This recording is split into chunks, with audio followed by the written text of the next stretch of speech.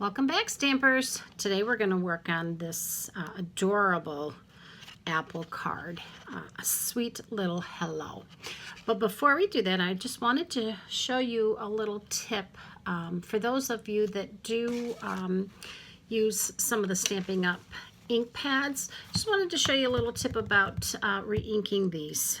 When I was doing this card, I realized that my old olive ink pad was going a little dry, so I wanted to just show you a little tip on how I re-ink my ink pads. Now this is one of the older ones, the older style with it with the felt pad. The newer ones have the spongy kind of pads, but this is one of the older versions. Now when I have somebody that orders the ink pads, I always encourage them to pay the extra $4, actually it's $3.75, for the re-inker. Two reasons. These do dry out. Second reason is if it's one of the in colors that don't typically last more than a year in the catalogs, you want to make sure that you get the re-inker just so that you have that. So let me go ahead and show you how I ink these up. I have my old olive inker, re-inker. As you can see, it's very loved. And what I do when I first get them is I take a piece of the coordinating cardstock, wrap it around. Just makes it easier when you're looking for that particular color. Okay, so you're just going to add a few drops all over the ink pad itself. This one was really dry. You can see how quickly it's absorbing into the ink pad itself.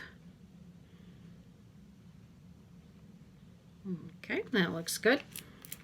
And then you're just going to take a plastic spoon. I just happen to have a disposable plastic spoon, and you're just going to work it into the felt pad. All right. There you have it. And of course, what I like to do, so I know when this was last inked, I'll just take a little Post-it note and put the date on the Post-it note. This way I know when the last time it was re-inked. That's it. Okay, and now back to our sweet little hello apple card. So in this kit, you're going to be making two of this card. So you're going to have two of the white base.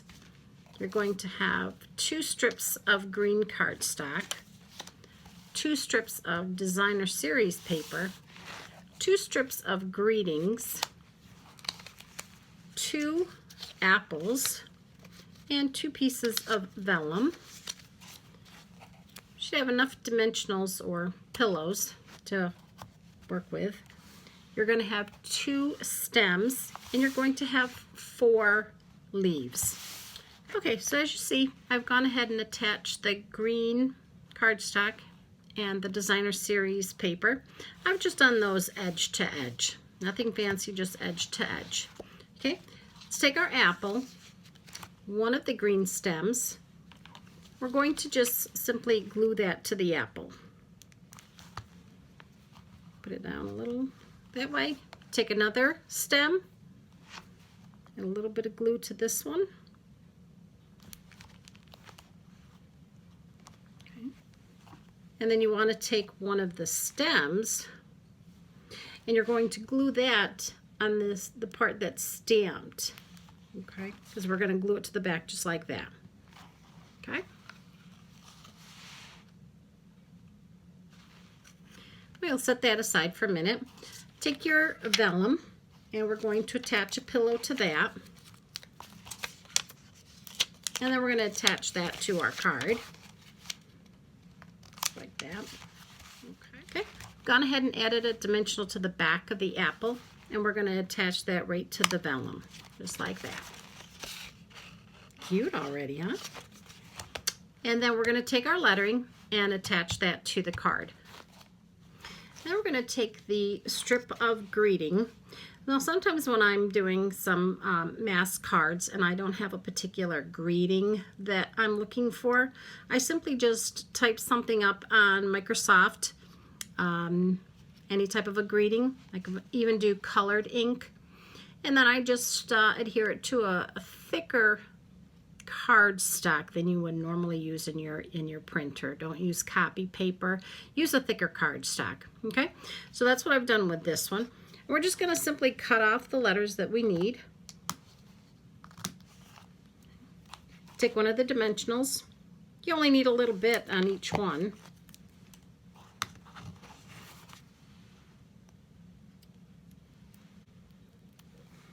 And then you're just going to place them.